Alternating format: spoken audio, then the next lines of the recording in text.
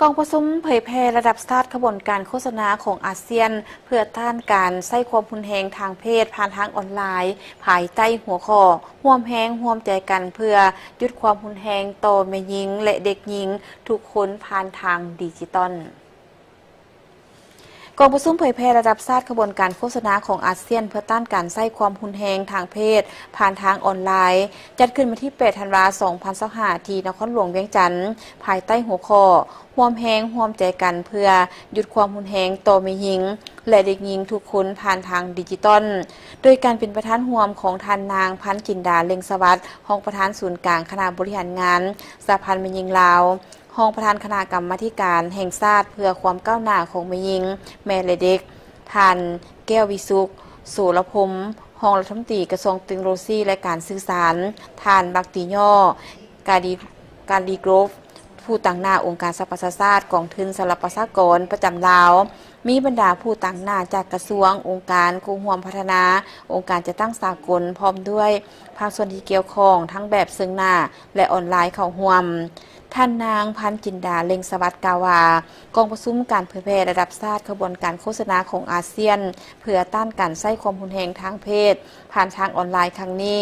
จัดขึ้นในโอกาส 16 วันแห่งการระลึกวันสากลเพื่อลดละความรุนแรงต่อแม่หญิง25 พฤศจิกายนซึ่งหัวข้อในปี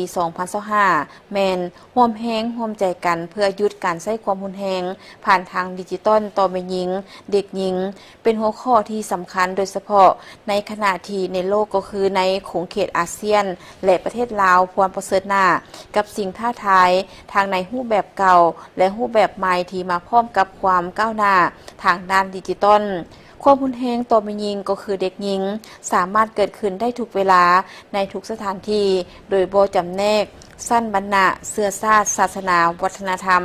ฐานะในสังคมและรับการศึกษา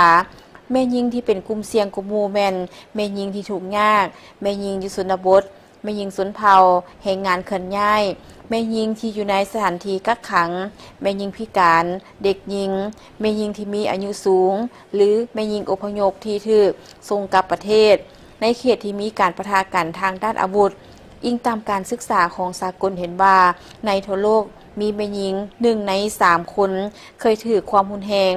ส่วนอยู่ในประเทศลาวก็มีกรณีศึกษาเห็นว่าแม่หญิง 30% ได้บอกว่าเคยถูกความรุนแรงอย่างน้อย1 ใน 3 ประเภทความรุนแรงในช่วงชีวิตทางร่างกายทางเพศและทางจิตใจความรุนแรงต่อแม่หญิงและเด็กหญิงบ่ว่าจะเป็นทางด้านทางกายจิตใจเศรษฐกิจหรือดิจิตอลเป็นการละเมิดสิทธิโดยพื้นฐานของแม่หญิงและเด็กหญิงเป็นการสร้างความบ่ปลอดภัยจำกัดทางเลือกและจำกัดความสามารถในการเคลื่อนไหวของเขาเจ้าเป็นสิ่งกีดขวางการพัฒนาความรุนแรงต่อแม่หญิงและเด็กหญิงเมื่อเกิดขึ้นแล้วแม้นมีผลกระทบยาวนานต่อตัวแม่หญิงและลูกของเขาเจ้าต้นหน้าสภาพการดังกล่าวอาเซียนได้ให้ความสำคัญในการแก้ไขปัญหาโดยได้พร้อมกันพันขยายวาวาระของการพัฒนาสากลเข้าสู่อาเซียนภายใต้การสนับสนุนขององค์การสหประชาชาติด้านประชากรประจำภาคพื้นอาเซียแปซิฟิกอาเซียนได้เริ่มขบวนการโฆษณาของอาเซียนเพื่อต้านการใช้ความรุนแรงต่อแม่หญิงและเด็กหญิงทางออนไลน์เรียกร้องให้มีการจัดตั้งปฏิบัติคือบอก็คือบเพื่อยกระดับความรู้ความเข้าใจต่อปัญหาดังกล่าว